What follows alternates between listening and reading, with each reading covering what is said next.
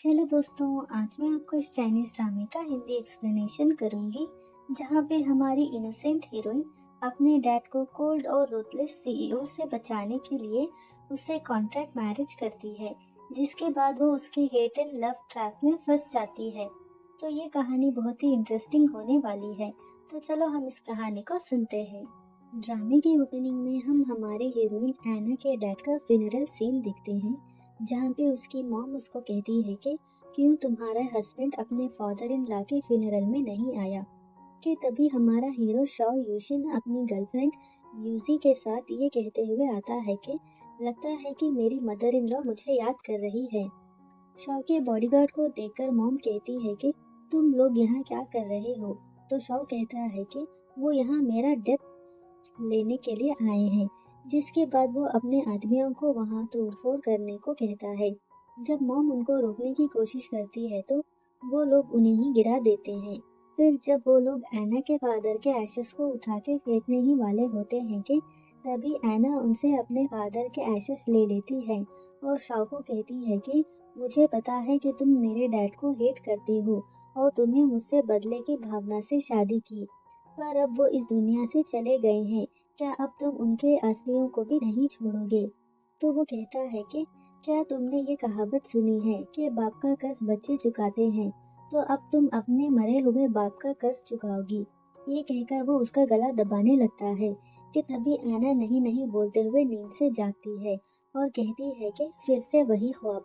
फिर मन में कहने लगती है कि अगर शॉ को पता चल गया कि मेरे डैड का ही हाथ है उनकी फैमिली का बैंकरप्ट होने में, तो हमारी शादी टूट जाएगी।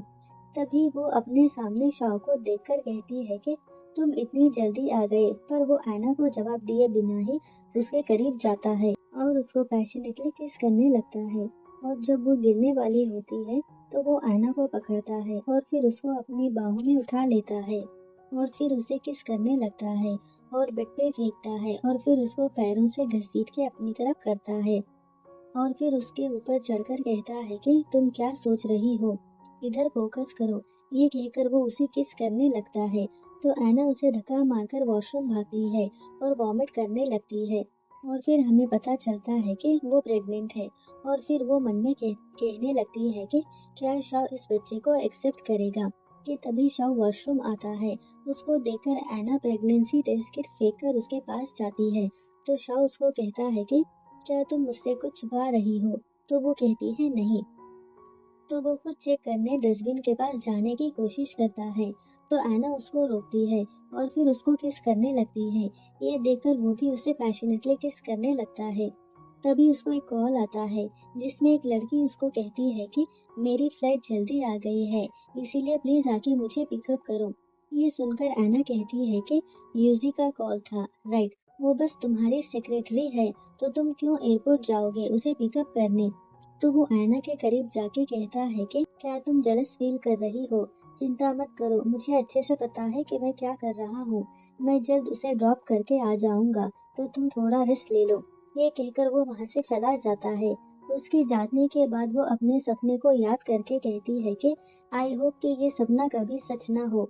मॉर्निंग ऐना तैयार होकर ऑफिस जाती है तो वहाँ की स्टाफ बातें कर रहे होते हैं, जिसमें वो कहते हैं कि उसको तो जेल हो गई है।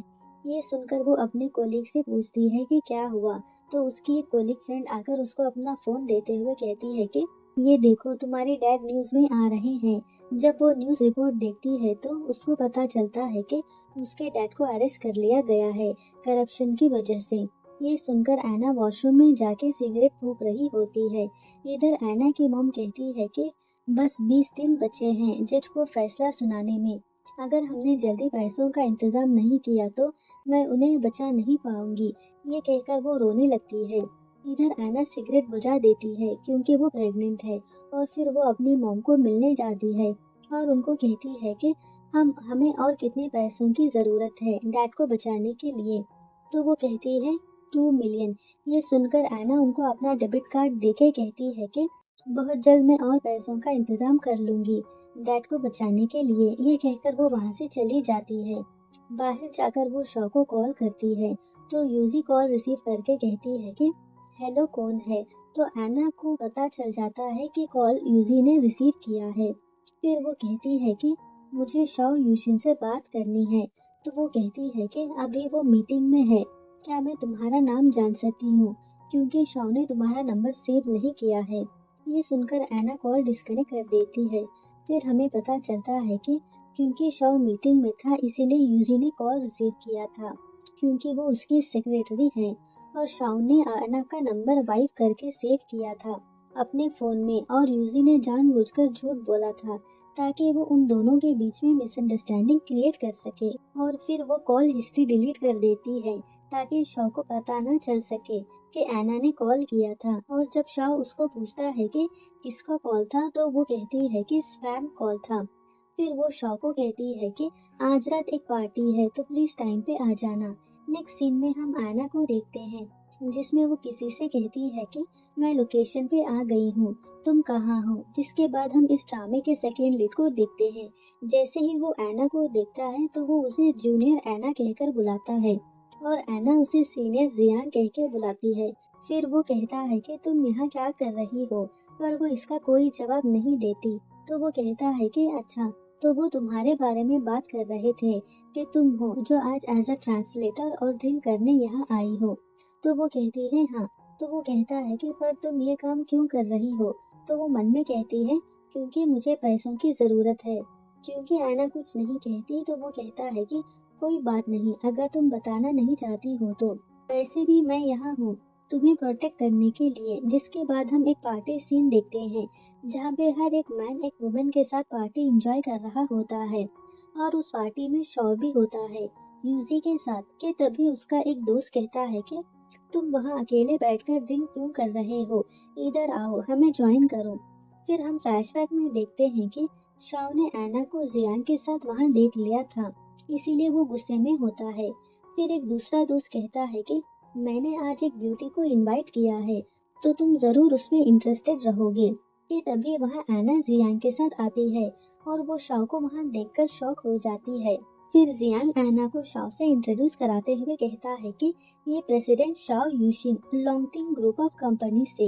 ये देखकर शाओ ऐना को देखता ही रह जाता है और फिर वो शाओ को कहता है कि प्रेसिडेंट शाओ, मैं हमारे प्रीवियस डील से ओके हूँ, पर मैं चाहता हूँ कि हम ये डील आज ही साइन करें। और फिर वो ऐना को कहता है कि ऐना, प्रेसिडेंट शाओ के लिए ड्रिंक सर्व करो। ये सुनकर वो उसके तरफ देखती है। ये देखकर वो कहता है कि डोंट वरी, ये अच्छे इंसान है। तो ऐना उसके बगल में बैठकर उसके हाथ से ग्लास लेकर वाइन डालने लगती है। तो शाओ उसे अपना चेहरा दिखाने को कहता है तो वो अपना फेस उसके तरफ टर्न करती है।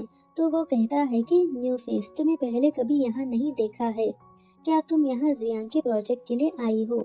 तो वो कहती है नहीं, मैं यहाँ पैसों के लिए आई हूँ। और मन में कहती है कि वो पैसे जिससे मैं अपने डैड को सेव कर सकती हूँ। जिसके बाद वो वाइन का ग्लास शाओ को ऑफर करती है। तो वो ऐना को कहता है कि क्या तुम मुझे वाइन सर्व कर सकती हो। तो पार्टी में प्रेजेंट एक आदमी कहता है कि प्रेसिडेंट शाओ, तुम तो छुपे रुस्तुम निकले। फिर वो ऐना को कहता है कि मैं तुम्हें दिखाता हूँ कि ये कैसे करते हैं। ये कहकर वो वाइन का एक सिप लेता है और माउथ टू माउथ इसकी गर्लफ्रेंड को पिलाता है। तो एक दूसरा दोस्त कहता है कि मुझे नहीं लगता कि शाओ ऐसी वुमेन में इंटरेस्टेड होंगे, क्योंकि सबको पता है कि वो अपनी गर्लफ्रेंड जो कि अब्रॉड में है उसका वेट कर रहे हैं। ये सुनकर ऐना मन में कहती है कि हम 3 साल से सीक्रेट मैरिज में हैं, आखिर शाओ तुम चाहते क्या हो। फिर यूजी कहती है कि प्रेसिडेंट शाओ, तुम जैसे वुमेन से ड्रिंक लेना पसंद नहीं करते। अगर तुम्हें किसी को कंपनी देना हो तो यहाँ बहुत सारे मेन हैं, तुम किसी को भी चूज कर सकती हो। ये कहकर वो शाओ को वाइन का ग्लास देती है। तो जियांग कहता है कि ऐना एक अच्छी फैमिली से बिलोंग करती है और वो ऐसी वैसी लड़की नहीं है। तो पार्टी में प्रेजेंट एक आदमी कहता है कि अगर ये अच्छी फैमिली से बिलोंग करती है तो ऐसा काम क्यों कर रही है। ये सुनकर पार्टी में प्रेजेंट सारे लोग हंसने लगते हैं। तो ऐना गुस्से से वाइन का एक सिप लेती है और शाओ के करीब जाकर उसको माउथ टू माउथ ड्रिंक पिलाती है। फिर वो धीमी आवाज में शाओ को कहती है कि हनी, आज मैं पहली बार तुम्हें इतने सारे लोगों के बीच में किस कर रही हूँ, बहुत ही एक्साइटिंग है राइट। ये देखकर यूजी को गुस्सा आता है और वो ऐना को चाटा मारती है। तो मुड़कर वो यूजी को एक जोर का चाटा मारती है। तो वो ऐना को कहती है कि तुम्हारी इतनी हिम्मत कि तुमने मुझे चाटा मारा। तो वो यूजी को कहती है कि तुमने मुझे क्यों चाटा मारा? तुम तो बस एक सेक्रेटरी हो और तुम क्यों कुत्ते की तरह भौंक रही हो, जबकि तुम्हारे बॉस ये खामोश बैठे हैं। और मुझे लगता है कि प्रेसिडेंट शॉ को मेरी ड्रिंक पसंद आई। फिर जियांग आके ऐना को कहता है कि तुम ठीक तो हो ना। ये देखकर शॉ को गुस्सा आता है, तो वो गुस्से से ऐना को कहता है कि मैंने सुना है कि जियांग ग्रुप ऑफ कंपनी में हॉस्टेस को सिर्फ 1% टिप देते हैं। इस हिसाब से 10 मिलियन प्रोजेक्ट के लिए तुम्हें बस 100,000 मिलेंगे। क्या इतना काफी है तुम्हारे लिए? ये कैसे रहेगा कि मैं तुम्हें एक चांस दूं जिसमें तुम स्नूकर गेम खेलकर बहुत सारे पैसे जीत सकती हो? तुम्हें 3 चांसेस दूंगा, अगर तुम जीत गई तो ये कार्ड तुम्हारा। तो ऐना कहती है ठीक है, पर अगर मैं हार गई तो? जिसमें वो कहता है कि अगर तुम हार गई तो तुम्हें ये सारे वाइन के ग्लास पीने होंगे, जिसके लिए वो मान जाती है। पहले राउंड में वो जीत जाती है, तो उसका ओपोनेंट शॉक होकर उसको कहता है कि लकी शॉट। तो जियान कहता है कि ये लकी शॉट नहीं है, ऐना ने 3 साल एक साथ स्नूकर में नेशनल अवार्ड जीता था। इधर शॉ वाइन के ग्लास में ऐना की लिपस्टिक का निशान देखता है और फिर उस ग्लास का वाइन पी लेता है। सेकेंड राउंड में यूजी ऐना को डिस्ट्रैक्ट करने के लिए जानबूझकर शॉ के ऊपर गिरते हुए कहती है कि मेरा पैर मुड़ गया। ये देखकर ऐना अपना शॉट मिस कर देती है और सेकेंड राउंड में हार जाती है। तो शॉ यूजी को कहता है कि अगर तुम्हें दर्द हो रहा है तो तुम हॉस्पिटल जाओ। तो यूजी उठते हुए कहती है कि इसकी कोई जरूरत नहीं, अब मैं ठीक हूँ। तीसरे राउंड में ऐना के साथ खेलने यूजी आती है। तो स्नूकर खेलते टाइम ऐना मन में कहती है कि अगर मैं ये राउंड जीत गई तो मैं अपने डैड को सेव कर सकती हूँ। इधर यूजी अपने फ्रेंड को इशारे में कुछ कहती है और वो एक बॉल उठाकर ले जाता है और ये सब शॉ देख रहा होता है। और जब ऐना बॉल मारकर जा रही होती है कि तभी वो बॉल उसके पैरों के पास आ जाता है, जिस वजह से उसके हाथ में चोट लग जाती है। तो शॉ भागते हुए आकर उसके चोट को देखता है, तो एक आदमी कहता है कि मैंने पहली बार शॉ को किसी लड़की की इतनी केयर करते हुए देख रहा हूँ। क्यों तुम दोनों एक दूसरे को जानते हो? ये देखकर यूजी गुस्से से कहती है कि मुझे लगता है कि हमें अब ये गेम यही खत्म कर देना चाहिए और ऐना तुम्हें हार मान लेनी चाहिए। तो ऐना कहती है कि अभी गेम खत्म नहीं हुआ है, तो मैं हार क्यों मानूं? तो शॉ उसको रोकते हुए कहता है कि तुम्हारे हाथ में चोट लगी है, इसके बाद भी तुम खेलना चाहती हो। तो वो शॉ को साइड करके बॉल मारने की कोशिश करती है। ये देखकर शॉ उसके करीब जाकर उसे बॉल मारने में हेल्प करता है। फिर हम फ्लैशबैक में देखते हैं कि जब कॉलेज में कुछ लोग ऐना को बुली कर रहे होते हैं, तो शॉ वहां आकर इसी तरह से ऐना की मदद की थी। ऐना शॉ की हेल्प से ये गेम जीत जाती है, तो जियांग उसे इस जीत के लिए कांग्रेचुलेट करता है और यूजी गुस्से से ऐना को कहती है कि ये गेम तुमने प्रेसिडेंट शॉ की हेल्प से जीता है, इसीलिए अगर तुम्हें ये कॉन्ट्रैक्ट साइन करना है तो तुम्हें ये सारे वाइन के ग्लास पीने होंगे। तो वहाँ प्रेजेंट एक बंदा कहता है कि यूसी सही कह रही है। तो जियांग कहता है कि तुम लोग अपनी बात से मुकर रहे हो। क्या लॉन्गटिंग ग्रुप के लोग इसी तरह से अपने गेस्ट को ट्रीट करते हैं? जियांग को ऐना का सपोर्ट करता देखकर शॉ को गुस्सा आता है और वो कहता है कि ये गेस्ट नहीं हॉस्टेस है। ये कहकर वो वहाँ से चला जाता है।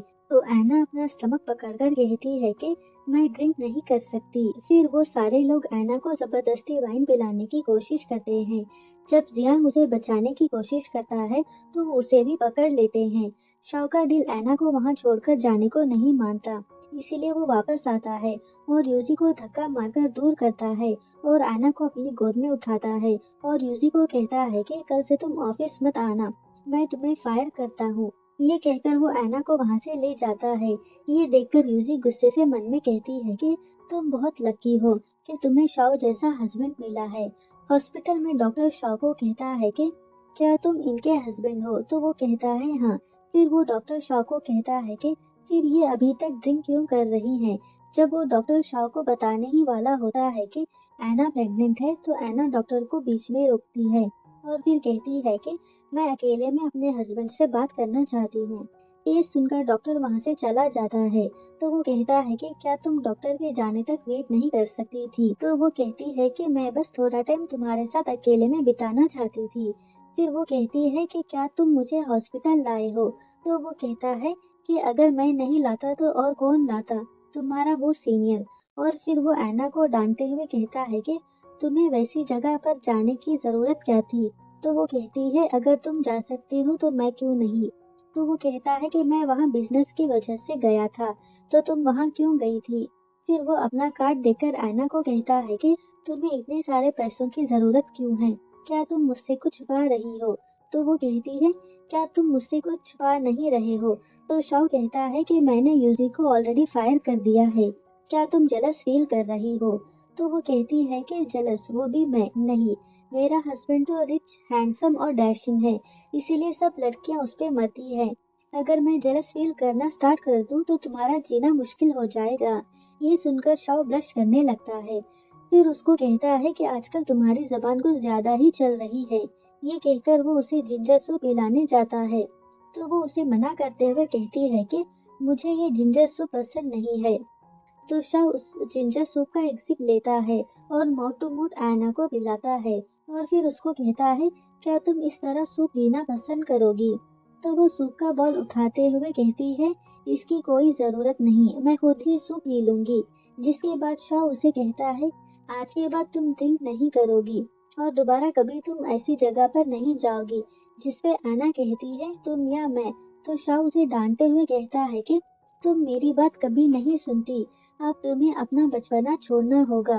कि तभी शाह को यूजी का कॉल आता है, तो ऐना कहती है, फिर से वही।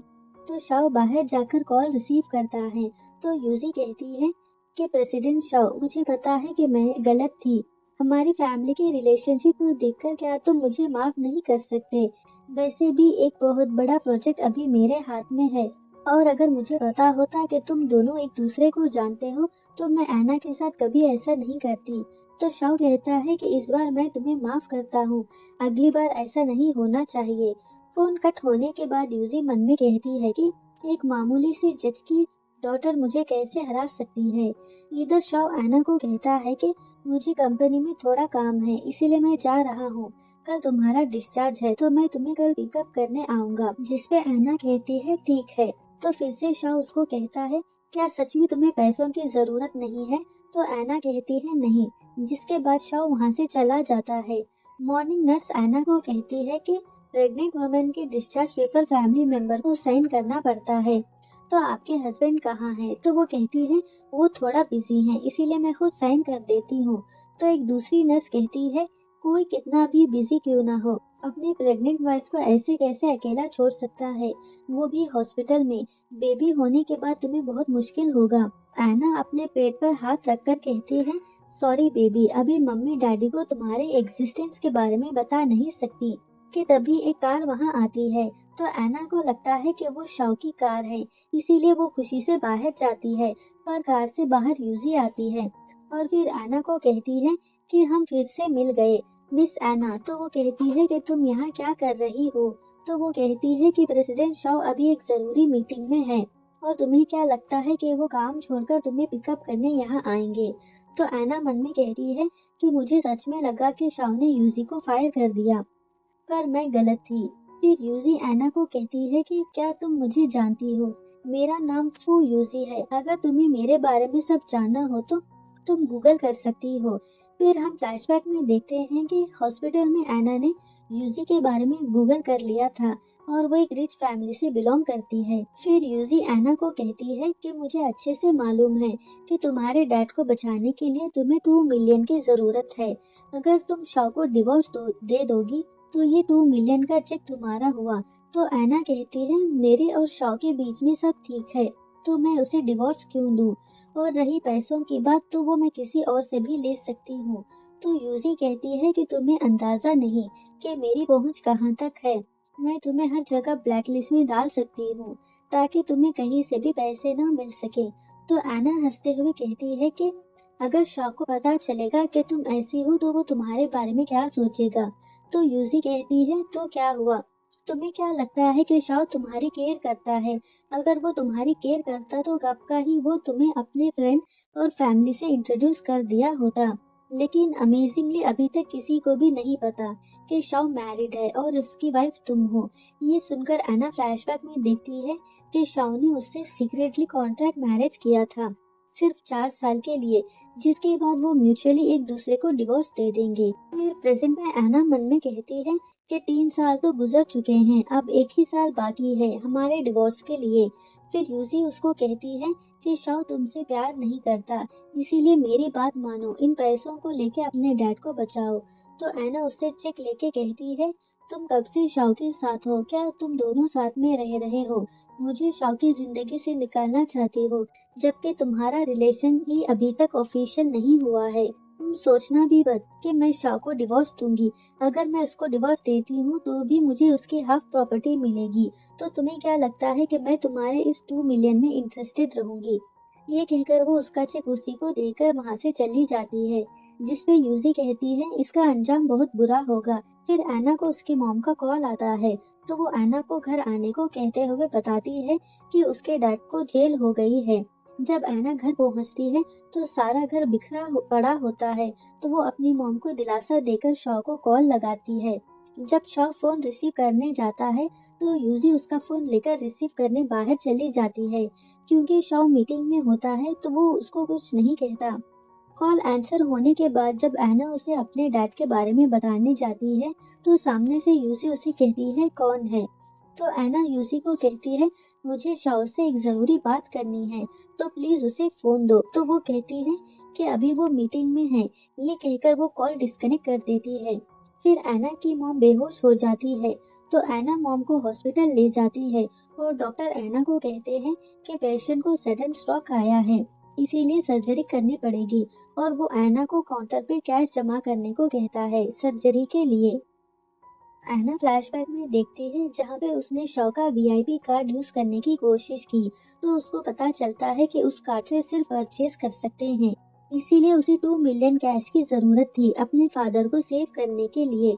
और अब और पैसों की जरूरत है अपनी मॉम की सर्जरी के लिए, और उसे और कहीं से भी पैसे नहीं मिल रहे होते हैं। ये सोचते सोचते ऐना को चक्कर आने लगता है कि तभी वहाँ जियांग आता है और ऐना को अपना कार्ड देते हुए कहता है कि इसमें 2.5 मिलियन है, इससे तुम अपने डैड और मॉम दोनों को सेव कर सकती हो।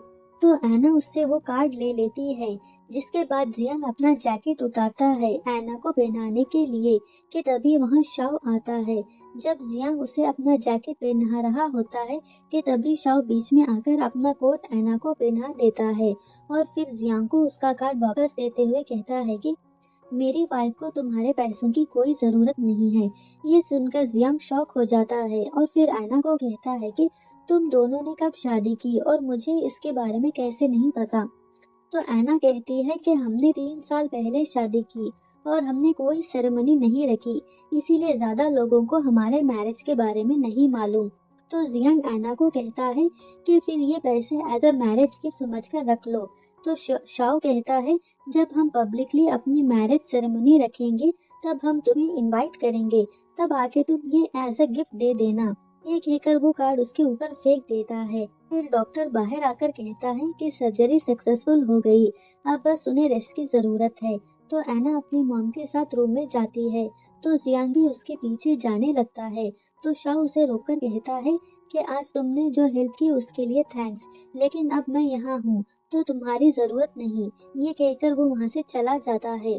फिर वो ऐना को कहता है कि अभी मैं यहाँ नहीं आता तो तुम अपनी मॉम के ट्रीटमेंट के लिए जियांग से पैसे ले लेती। तो वो कहती है कि मैंने तुम्हें कॉल किया था पर उस वक्त तुम बिजी थे, अब मेरी मॉम ठीक है तो अब तुम वापस ऑफिस जा सकते हो। ये कहकर वो उसे उसका कोट वापस देती है, तो वो गुस्से से अपना कोट फेंकता है और ऐना को घसीटे वहाँ से ले जाता है और वॉल पे ब्लॉक करता है। तो वो कहती है कि तुम क्या कर रहे हो? तो वो कहता है कि मीटिंग खत्म होने के बाद मुझे पता चला कि तुमने कॉल किया था, इसीलिए मैं भागता भागता यहाँ आया। तो तुम मुझसे अपसेट क्यों हो? तो वो कहती है कि मैं तुमसे अपसेट नहीं हूँ, मैं बस तुम्हें और परेशान करना नहीं चाहती हूँ। तो वो कहता है कि मैंने किसी को अरेंज किया है तुम्हारे डैड का केस हैंडल करने के लिए और तुम्हें लगता है कि मैंने कुछ नहीं किया है। तो वो कहती है कि इसकी कोई ज़रूरत नहीं, सब कुछ मैं खुद ही हैंडल कर सकती हूँ, तो तुम्हारी कोई ज़रूरत नहीं। तो वो कहता है कि तुम्हें तो 2 मिलियन चाहिए थे ना अपने डैड को बचाने के लिए, वो कहाँ से लाओगी? अच्छा तो तुम अपने सीनियर से लोगी, एना मैं तुम्हारा हस्बैंड हूँ। तो वो उसके हाथ को अपने हाथ से दूर करते हुए कहती है, तुम हमेशा कहते हो कि तुम मेरे हस्बैंड हो, पर तुमने झूठ कहा था कि तुमने यूजी को फायर कर दिया है, और जब मेरी मॉम को तुम्हारी जरूरत थी तो तुम किसी और के साथ फ्लर्ट कर रहे थे। क्या यही एक हस्बैंड करता है? जिसमें शाओ कहता है कि तुमने अभी क्या कहा? तो वो कहती है मैं तुम्हें यहाँ से जाने को कह रही हूँ। ये कहकर वो उसे बाहर ले जाने लगती है, तो शाओ उसे रोकता है और फिर उसके हाथ को पीछे करता है और फिर उसे जबरदस्ती किस करने लगता है। इसके बाद कहता है कि यूजी को ऑफिस से निकालने के लिए अभी थोड़े पेपर वर्क बाकी हैं, इसके लिए थोड़ा टाइम लगेगा, और तुम और तुम्हारी मॉम मेरी रिस्पॉन्सिबिलिटी है। ये कहकर वो उसे दोबारा किस करता है कि तभी एना की मॉम को होश आता है, तो एना उसे छोड़ने को कहती है, पर शव उसकी नहीं सुनता और उसे पैशनेटली किस करने लगता है। जब मॉम एना को पुकारती है तो वो शव को धक्का मारकर मॉम के पास जाती है। तो मॉम एना को कहती है कि एना बताओ डैड कैसे हैं? तो शव कहता है कि मॉम आपको रेस्ट लेना चाहिए ताकि आप जल्दी रिकवर कर सके, और जहाँ तक रही डैड की बात वो सब मैं हैंडल कर लूंगा। ये सुनकर मॉम शव को थैंक्स कहती है। बाहर शव एना को कहता है कि मैंने तुम्हारे डैड के सारे डेब्ट क्लियर कर दिए हैं और मेरी हमारे लॉयर से बात हो गई है, अब से वो तुम्हारे डैड का केस हैंडल करेंगे। तो एना कहती है कि मैं तुम्हारे पैसे जल्द लौटा दूंगी। तो गुस्से से शव कहता है ठीक है, मैं इसका इंटरेस्ट बैंक के हिसाब से लूंगा। तो एना कहती है ठीक है कोई बात नहीं। तो शाह उसके फोरहेड पे हल्के से मारता है। तो एना कहती है कि मुझे दर्द हो रहा है। तो शाह कहता है अच्छा तुम्हें दर्द भी होता है, मुझे लगा कि तुम्हारा दिमाग लकड़ी का बना हुआ है। मॉम का ख्याल रखना, मुझे कुछ काम है इसीलिए मैं ऑफिस जा रहा हूँ। ये कहकर वो वहाँ से चला जाता है। जिसके बाद एना को एक मैसेज आता है जिसमें ये लिखा हुआ होता है कि हेलो मिस एना, मैं जाओ हूँ, प्रेसिडेंट शॉ का न्यू असिस्टेंट, और प्रेसिडेंट शॉ ने मुझे इंस्ट्रक्ट किया है कि आज के बाद अगर आपको किसी भी चीज की जरूरत हो तो आप मुझे कांटेक्ट कर सकती हो। ये देखकर एना मन में कहती है कि क्या सच में शॉ ने यूजी को रिप्लेस कर दिया है। नेक्स्ट सीन में एना शॉ के लिए खाना बना रही होती है कि तभी उसको शॉ का मैसेज आता है जिसमें वो कहता है कि आज मुझे थोड़ा काम है इसीलिए डिनर पे मेरा वेट मत करना। इसीलिए एना शॉ के लिए ऑफिस लंच ले जाती है। जब वो डोर ओपन करने वाली होती है कि अंदर से बातें करने की आवाज आती है। ये सुनकर वो रुक जाती है। फिर अंदर से शॉ की मॉम उसको कहती है कि तुम्हें पता नहीं तुम्हारे डैड का केस एना के डैड ने जज किया था और उन्हीं की वजह से हम बैंकरप्ट हुए थे। तो शॉ कहता है कि ये आपको किसने कहा? तो वो कहती है क्या मुझे किसी की जरूरत है ये पता लगाने के लिए, और मुझे तो लगता है कि एना को सब कुछ पता है और वो बस इनोसेंट होने का नाटक कर रही है, और उसने तुमसे सीक्रेट शादी करने के लिए भी मान गई। अगर उसको नहीं पता होता तो वो तुमसे सीक्रेट मैरिज करती। तो शॉ मॉम को कहता है कि मॉम मुझे पता है कि आप एना को पसंद नहीं करती, इसका मतलब ये नहीं कि आप उसके बारे में ऐसा कहें। फिर मॉम कहती है कि एना के फादर कितने भी पावरफुल क्यों ना हो, आखिर उनको जेल तो हुई, और उसको जेल भेजने वाला और कोई नहीं बल्कि तुम हो। ये सुनकर एना रोने लगती है और फिर उसका हाथ से टिफिन बॉक्स गिर जाता है। बाहर से आवाज सुनकर शाह उठकर डोर की तरफ जाता है, और जैसे ही वो डोर ओपन करता है तो सामने यूजी को देखता है, और वो शाह को कहती है कि मैं तुम्हारे लिए टिफिन बॉक्स लाई थी पर गलती से मेरे हाथ से टिफिन बॉक्स गिर गया। इधर एना ये जानकर चुपकर रोने लगती है। फिर मॉम बाहर आती है तो यूजी उनको देखकर कहती है क्या मैंने आप दोनों को डिस्टर्ब किया है? तो मॉम कहती है नहीं, और फिर शाह को कहती है कि देखो यूजी तुम्हारी कितनी केयर करती है, असिस्टेंट से डिप्टी मैनेजर प्रमोट होने के बाद भी वो तुम्हारी इतनी केयर कर रही है, इसलिए आज के बाद से तुम यूसी को अच्छे से ट्रीट करोगे। ये सुनकर एना और भी रोने लगती है। फिर एना जियांग को पूछती है कि डैड को किसने जेल भेजा? तो वो पता लगाकर कहता है कि तुम्हारे डैड को किसी और ने नहीं बल्कि शॉ यूशिन ने जेल भेजा है। ये सुनकर एना फिर से रोने लगती है कि तभी उसको शॉ का कॉल आता है और वो कहता है कि एना तुम कहाँ हो? तो वो कहती है शॉ मुझे तुमसे डिवोर्स चाहिए। ये सुनकर शॉ कार रोककर एना को कहता है कि अभी तुमने क्या कहा? तो वो कहती है कि मैंने कहा कि मुझे तुमसे डिवोर्स चाहिए। ये कहकर वो कॉल डिस्कनेक्ट कर देती है, जिसके बाद जियांग आकर ऐना को पिकअप करता है। ये देखकर शव गुस्से से पागल हो जाता है। जियांग ऐना को अपने घर ले जाता है और कहता है कि ये अपार्टमेंट मैंने अब्रॉड जाने से पहले लिया था और ये बहुत दिनों से खाली पड़ा है, तो आज रात तुम यहाँ रुक सकती हो। तो वो जियांग को इसके लिए थैंक्स कहती है। तो जियांग उसको कहता है कि ज्यादा सोचो मत, सब कुछ ठीक हो जाएगा, मैं तुम्हारे लिए कुछ खाने को लाता हूँ। ये कहकर वो वहाँ से चला जाता है। शाओ जियांग को बिल्डिंग के बाहर आता देखकर गुस्से से बिल्डिंग के अंदर जाता है और डोर नॉक करता है। जैसे ही ऐना डोर ओपन करती है तो अपने सामने शाओ को देखकर अंदर जाने लगती है। तो शाओ गुस्से से ऐना को कहता है कि आधी रात को तुम किसी और मर्द के घर आई हो, क्या तुम्हें पता है कि तुम क्या कर रही हो? तुम अभी मेरे साथ घर चल रही हो। ये कहकर वो उसे ले जाने की कोशिश करता है। तो वो शाओ के हाथ को झटकते हुए कहती है, मैंने फोन पे क्लियरली कहा कि मुझे तुमसे डिवोर्स चाहिए। तो वो कहता है कि तुम्हें डिवोर्स क्यों चाहिए? अभी तो 4 साल पूरे नहीं हुए हैं, तो तुम किस हक से डिवोर्स मांग रही हो? तो वो कहती है कि अभी मैं थक गई हूँ और अब मैं ये रिश्ता और कंटिन्यू नहीं करना चाहती, इसीलिए। तो क्या हुआ, 4 साल अभी पूरे नहीं हुए, वैसे भी हम एक दूसरे से प्यार नहीं करते, इसीलिए अब हम एक दूसरे को जाने देना चाहिए। तो शाह उसको कहता है, ऐना आखिर तुम्हें क्या हो गया है? क्या ये सब तुम अपने डैड की वजह से कर रही हो? मैंने तुम्हें ऑलरेडी बताया है कि मैंने किसी को अरेंज किया है तुम्हारे डैड को बचाने के लिए। ये सुनकर ऐना शाह की मॉम की बात को याद करती है। फिर शाह को कहती है, क्या तुमने कभी मुझसे प्यार किया है? जिसका वो कोई जवाब नहीं देता। तो वो कहती है कि मुझे तुम्हारा जवाब पता है, इसीलिए मैं कह रही हूँ कि हमें एक दूसरे को जाने देना चाहिए। तो शाओ ऐना के करीब जाते हुए कहता है कि तुम मुझसे शादी करना चाहती थी, तो मैंने तुमसे शादी की और अब तुम मुझे ऐसे ही छोड़ना चाहती हो। आखिर तुमने मुझे समझ क्या रखा है? ये कहकर वो ऐना को जबरदस्ती किस करने लगता है। तो ऐना उसे धक्का मारकर अपने से दूर करती है कि तभी शाओ को कॉल आता है और वो फोन पे कहता है कि मैं आधे घंटे में एयरपोर्ट आ जाऊंगा। और फिर वो ऐना को कहता है कि मैं बिजनेस की वजह से अब्रॉड जा रहा हूँ और रही डिवोर्स की बात, मैं वापस आकर बात करूंगा। तो वो कहती है कि इसकी कोई जरूरत नहीं है और मैं डिवोर्स पेपर तुम्हें मेल कर दूंगी। तो वो कहता है कि डिवोर्स कोई गेम नहीं है जिसको तुम ऐसे ही खत्म कर दोगी, मुझे सोचने का टाइम चाहिए। तो वो कहती है, ठीक है, जितना टाइम चाहिए उतना टाइम ले लो, लेकिन अभी तुम यहाँ से जाओ। ये सुनकर शाओ वहाँ से चला जाता है, जिसके बाद ऐना अपने पेट पर हाथ रखकर रोने लगती है। अगर आपको इस ड्रामे का हिंदी एक्सप्लेनेशन अच्छा लगा तो प्लीज कमेंट करके बताइए कि मैं इसको कंटिन्यू करूँ या नहीं। और प्लीज मेरे वीडियो को लाइक और चैनल को सब्सक्राइब कर दीजिए। Thank you.